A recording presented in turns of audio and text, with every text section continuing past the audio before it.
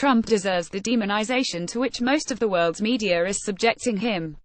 His dysfunctional administration, reflecting his narcissistic, duplicitous, seemingly paranoid personality, is further undermining the already fragile health and well-being of Americans, while also imperiling much of the world. To the extent he has a policy toward the Middle East, it is rife with inconsistencies and inadequacies, as his floundering in the face of the Saudi-Qatari conflict, upgraded support for Saudi and Emirati interventions in Yemen, and his condemnation of Iran coupled with acceptance of Bashar al-Assad's continued rule in Damascus attest. Unfortunately, however, Trump's presidency is a symptom of deep malaise in American politics which will continue after his departure, rendering prospects for dramatic improvement in U.S. domestic and foreign policies unlikely. That malaise is best measured along three dimensions on which the performance of political systems is usually compared. They are the responsibility of government to provide public order and security to foster economic well-being and to include citizens in the national political community. Americans are increasingly insecure, for good reasons and bad.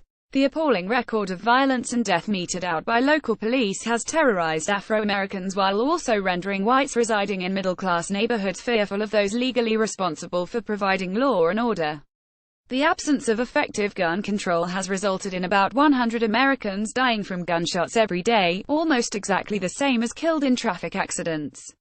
Mass killings in schools, theaters and other venues are commonplace. A steadily rising proportion of children must pass through gun detectors as they enter their schools, in which endemic violence is spreading.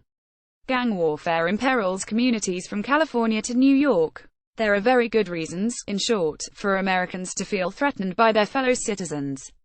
The federal government, whether under the control of Democrats or Republicans, has done little to address this violence and the fear it causes. If anything, Washington has exacerbated these rational fears by emphasizing the threat posed by terrorism, especially of an Islamist nature. Increasingly stringent controls at airports, ever more intrusion into electronic communications, and trumpeting of drone strike killings of jihadists, whether alleged or real, throughout the Middle East, have stimulated fears that are statistically irrational. Since 9/11, the chances of an American being killed by a lightning strike are many times greater than being killed by a terrorist. So whether by neglect or design, the federal government is not performing its duty adequately to provide order and security to citizens, who naturally feel increasingly insecure. Nor for more than a generation has that government overseen steady, broad-based economic growth. Not only has the pace of growth slowed to a crawl, but the distribution of its benefits has become obscenely skewed in favor of the unfortunately not mythical 1%. The great majority of young Americans have no realistic hope in the lifetimes of achieving the economic well-being their parents have had. On the third measure of government performance, that of including citizens in the national political community, the U.S. is also a profound underachiever. The increasing separation of Americans on racial, ethnic, residential, vocational and other bases, is associated with the effective exclusion of a growing proportion of the population. Political exclusion is reflected in the historically low rates of participation in politics, as measured most directly by voter turnout, which has declined to levels more characteristic of authoritarian than democratic polities. Exclusion is also reflected by the retreat into identity politics of all sorts, with the growing assertion of subnational identities challenging the very existence of a unified, national one. Rising homelessness, drug addiction, and underemployment attest to the despair associated with the failure to include ever-growing proportions of Americans into the successful sectors of the national political economy. The vital question then is, why has the vaunted, can-do American democracy failed adequately to perform these vital functions? The appalling record of violence and death meted out by local police has terrorized Afro-Americans. The proximate cause is political, while the underlying one is economic. American democracy is insufficiently democratic. Constitutional provisions result in gross distortions of the one-person, one-vote principle. A senator from Wyoming, for example, represents fewer than 300,000 citizens, while one from California represents 20 million.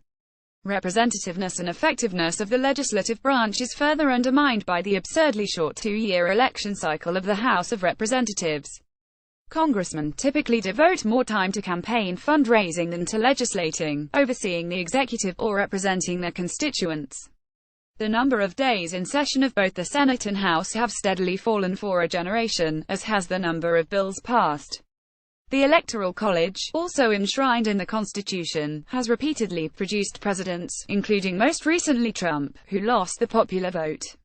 State control over legislative districting and election law has dramatically reduced electoral competition between the two parties, while rendering ever more unlikely the prospects of a third party challenging the Democratic-Republican duopoly. A senator from Wyoming, for example, represents fewer than 300,000 citizens, while one from California represents 20 million. The net result of the constitutional legal impediments to more representative democracy is the concentration of political power in ever fewer hands, especially those that reach out most effectively to providers of campaign finance. The persistence of the Clinton machine in the face of repeated disgraces and defeats exemplifies the power generated by collusion between corporate wealth and political leadership. The California Democratic Party is the largest and richest state party in America. It has converted California into what is in effect a one-party state, led by the two Browns, Jerry and Willie, and their clients and associates, for more than a generation. One of those clients, Kamala Harris, backed by the Willie faction of the Democratic machine to become senator, is now being spoken of as a presidential candidate. The de-democratization of America and the associated decline in governmental performance have bred widespread and growing political cynicism. It was that cynicism that caused voters to flee in droves from Hillary to Trump, from the non-responsive, elitist Democratic Party to the political unknown. Dubbed deplorables by her, voters excluded from the political economy and insulted into the bargain preferred a political Samson who promised to pull the political temple down, the temple from which they have been excluded.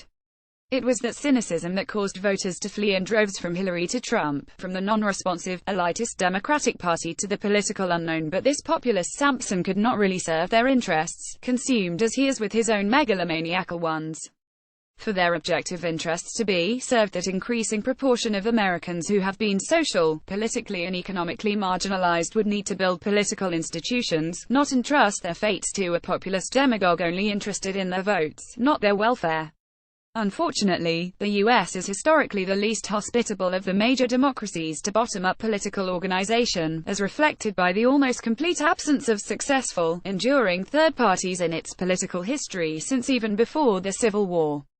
Trump, in other words, is unfortunately but a symptom of the profound, underlying problems that beset American democracy. If anything, the prospects for leftist political party organization are even bleaker now, as the nation fragments into identity politics, cynicism induces ever greater political passivity and money becomes ever more important in the political system. The implication of this pessimistic analysis is that America's future will be in the hands of either populists like Trump or apologists for and protectors of the elitist power structure, which includes virtually any imaginable candidates from either the Democratic or Republican parties.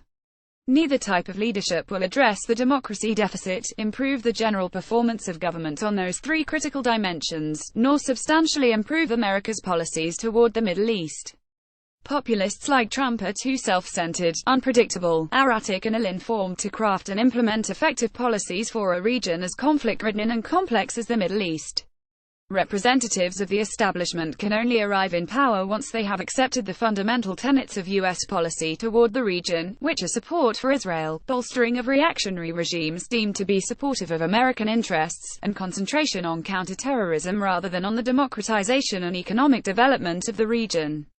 Trump, in other words, is unfortunately but a symptom of the profound, underlying problems that beset American democracy. They will continue to plague not only the U.S. but also the Middle East and the world, long after he is gone. Robert Springborg is Kuwait Foundation visiting scholar at Harvard University's Middle East Initiative Belfer Center.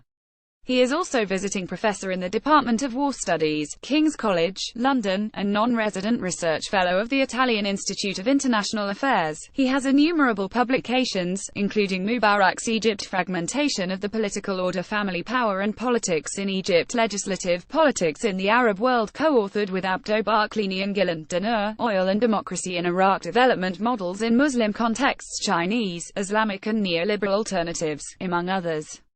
Opinions expressed in this article remain those of the author and do not necessarily represent those of the New Arab, its editorial board or staff.